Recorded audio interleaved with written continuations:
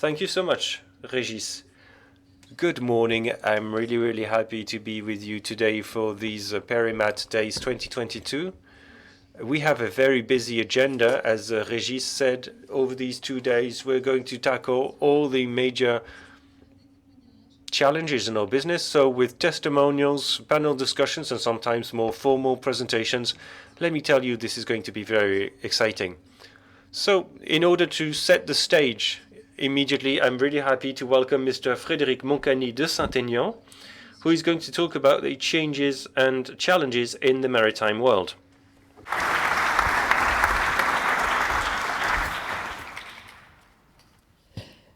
Bonjour, monsieur. Perhaps we could both stand up here. I think everyone knows you here since 2014. You've been president of the French Maritime Cluster. You're a specialist in the maritime and port world. You have been a pilot in the port, and you are president of the École Nationale Supérieure Maritime and president of the France Cyber Maritime group as well. To begin with, let's say a few words about the French Maritime Cluster.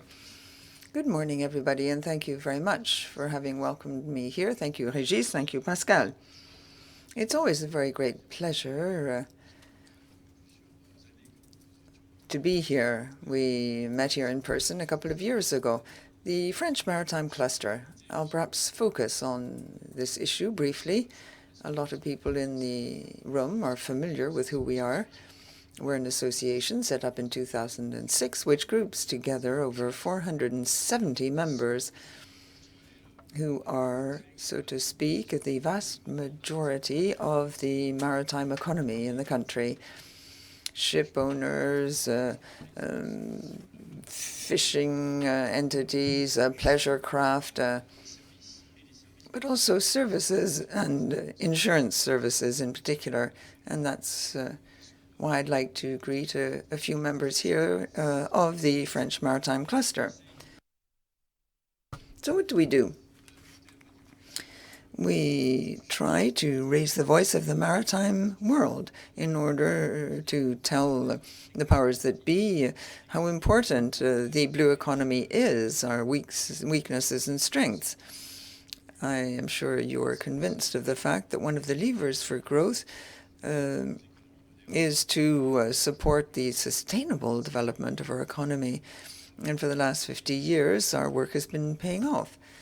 Today, we have been recognized in terms of the importance of the sea and the maritime economy. There are lots of conferences and symposia this morning here and this afternoon, Euro Maritime, and I'll be in Lisbon for the Ocean Summit as well in a few days' time.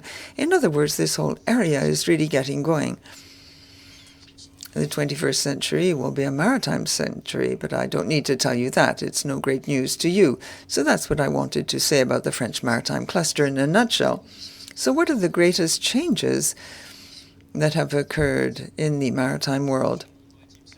The great changes, well, it's a bit what Régis touched upon a few minutes ago. First of all, the major change is the environmental transition of the maritime world. The decarbonization of fleets, of course, the protection of biodiversity, and also how to restore the marine environment. That's the environmental transition, in other words, which is the driver, I would say, of shipping today. You can't develop shipping today, whatever the area may be, and we won't have time to go into the details, without this environmental transition. Now, this is also based on the digital transition. The digital transition, digitization, better knowledge thanks to data. And this digital transition, in turn, leads to cyber security and maritime cyber security. This is why we have set up, at the instigation of the National Institute for Data Systems and the French Secretariat, we now have set up a cyber maritime group, and we'll have a speaker on this topic in a few minutes' time.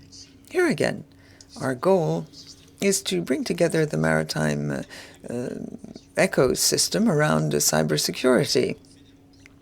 Why are we bringing together people to protect and defend ourselves better, but also to promote the industry and French products when it comes to the cyber security of shipping. The third challenge, which is linked to the two aforementioned ones, is training, of course. Training and the attractiveness of our respective professions. Our professions find it very difficult to recruit fresh blood. I constantly meet heads of companies who can't find people to recruit. So we have to ensure that maritime-linked professions become attractive again. Training needs to be adequate. Training in terms of the digital transition, the environmental transition. If we manage to decarbonize shipping, then people you employ will have to know how to optimize the situation. I talked with the head of the Chantier Atlantique the other day, and he said we're aiming at about a 30% in our environmental impact, and that's linked to the way in which we use our systems. The human dimension has a tremendous impact, and this is a challenge we must take up over the years to come. You also talked about a shift when it comes to world balances. Have you seen this coming for quite some time now? In the industry, are we witnessing a different balance that is coming into play? As said earlier on, COVID and now the war in Ukraine are changing what we viewed as irreversible in the past, shifting the world economy towards Asia. Well, that's quite obvious. I won't talk about that again. This will be an issue when it comes to renewing our fleet. Most of the actual shipyards are in Asia.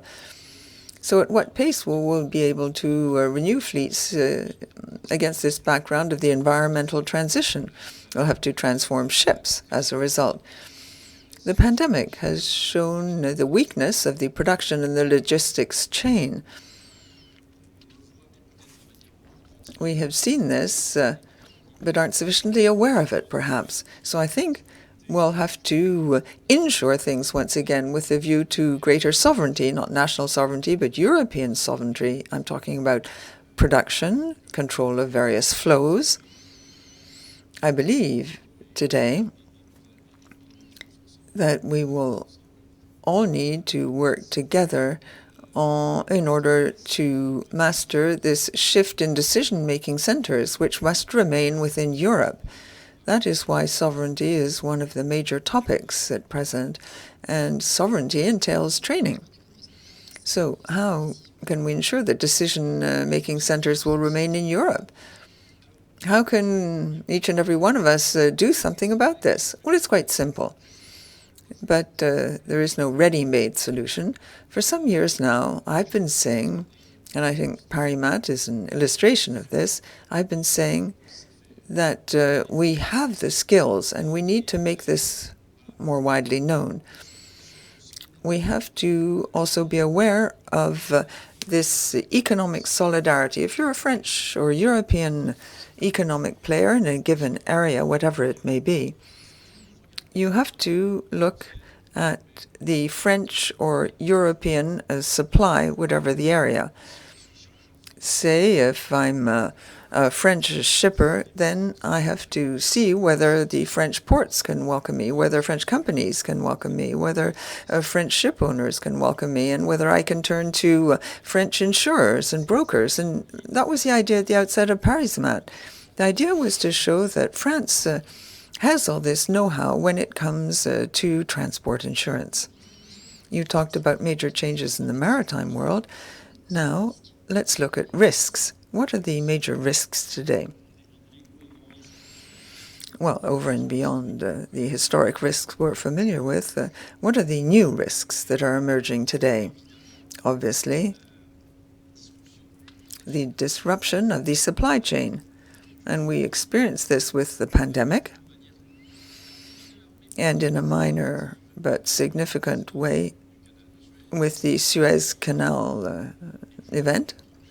And now we're in the midst of it with the crisis in Ukraine, raw materials, energy. ports are blocked. I was talking with some of you quite recently about wheat and how to export wheat from Ukraine. That is a major stake. There's a military issue too. Commandant Briand will touch upon this a bit later on in the day. So the major risk is this disruption in logistics. When you analyze this disruption,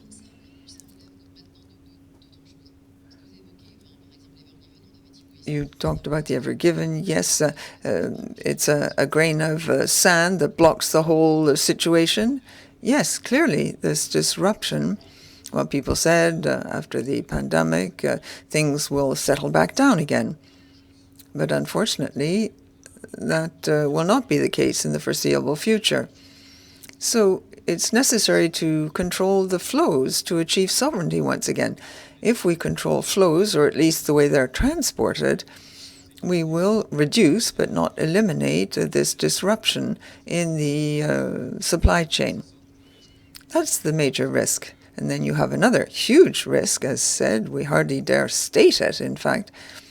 There's a war just on the edge of Europe.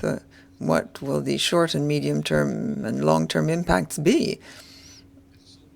Nobody really knows. We've entered a new era, a new world. Recruitment, the lack of human resources, that's a major issue too. I think we can ask the following question. This is just food for thought, if you like.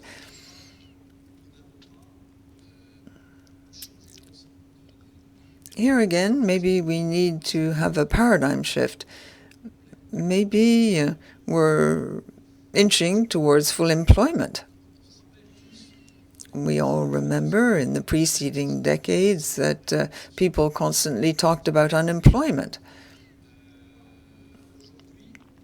Now, and once again, I would like to repeat this, I know very few sectors in the maritime economy where there isn't difficulty recruiting, and likewise, we need to focus on training. The resources aren't there perhaps anymore. Are you talking about officers or at all levels? Well, officers, there we're talking about shipping. I had a broader vision of things. I was referring to all the professions, shipbuilding, fishing, shipping, schools, and I'm talking as president of the École Nationale Supérieure de la Marine, and I'd like to say that for years and years, our shipowner friends tried to recruit, well, they didn't need to recruit all that much. The situation has changed radically now. Ship makers need lots and lots of officers. At the end of last week, there was a ship owner who said to me, well, if I don't have enough officers, I can't give them holidays or leave, or I'll have to employ foreign nationalities because I don't have enough French officers available now. So there's been a paradigm shift. What does this mean? That means that the Merchant Marine Officer School has to adapt, but it's not all that easy to do so. You need to have enough people to recruit. You need to recruit the students. You need computers and rooms to teach the students, and you need teachers. But in terms of teachers in this area, many teachers, owing to international agreements, have to be former sea people. We don't have enough former seamen or women. So it's a complex situation to manage.